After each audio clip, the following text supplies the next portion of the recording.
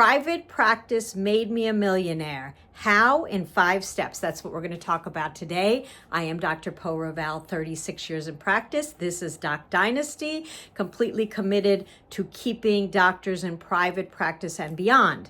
So what are these 5 steps? My private practice was started 36 years ago, and I looked back on it and I decided that these were the 5 steps that changed the game for me. So number 1, I started an LLC versus taking a W-2 income. So nothing wrong with a W-2 income. Anybody who wants a steady income, wants to work for someone else, have a life balance, great. But I'm talking to the people who want to take all their years in medicine and make it into something so much bigger than medicine and into a business. And that's where, for me, the playing ground back when I started practice was to become a millionaire. And so I set up an LLC versus going to work for somebody, because an LLC allowed me complete control over my practice. Harder because I had to start it from scratch, but every single thing that I added to my practice was deductible. And that meant that at the end of the day, I was paying less in taxes, which allowed me to save. So it may be a harder beginning, but the reward is much greater, and you have complete control of your practice, the hours you work, if you have to take time out for your kids. So there may be some headaches to start, but LLC definitely was the game changer, whether it's a group or single. Number 2, life insurance. So you'll see when life insurance guys come by, everybody has all these packages. But I will tell you, I was lucky enough to meet someone early on who only marketed to physicians. And there are 2 types: term insurance, which is a payout when you die. And there is also whole life insurance, which is a payoff, but it can be linked to any funds that you want, aggressive funds, S&P 500, etc. The advantage of putting money into a whole life policy and having funds behind it is that when you take that out or your family takes that out, it is completely tax deductible. So you can borrow off of it, meaning you're borrowing from yourself, so there is no cost. You are paying for that whole life and term policy. It's deductible off your LLC.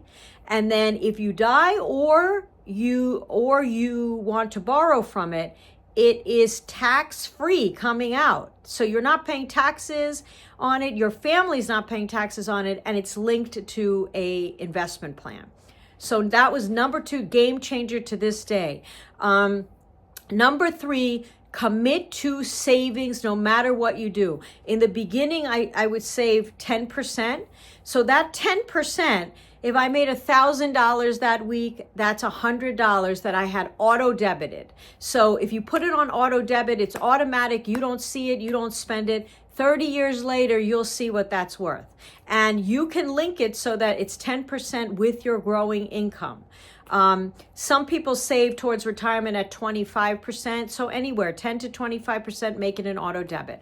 Number 4, do one thing in your specialty better than anyone else. Do your research on where you're going to locate your practice. Look at who your competition is and make sure that whatever you do better than them, and you market the hell out of it through social media, through coupons, through whatever it is to bring people into your office.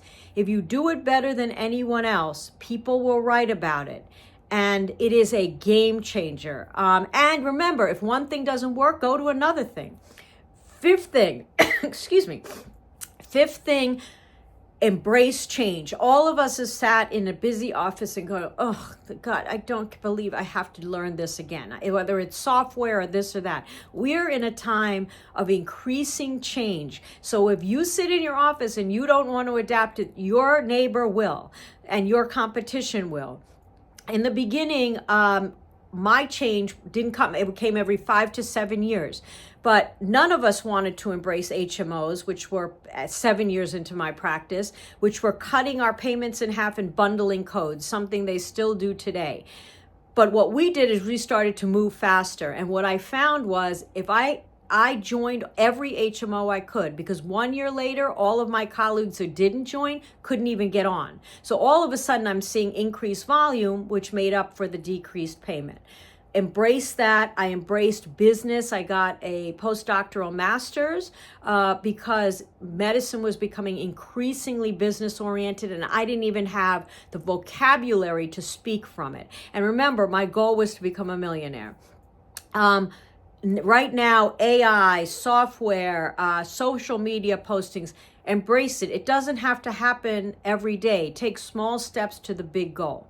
All right, so change. So in a nutshell, LLC versus a W-2, whole life policies as a way of savings. Commit to saving as an auto debit 10 to 25% per month.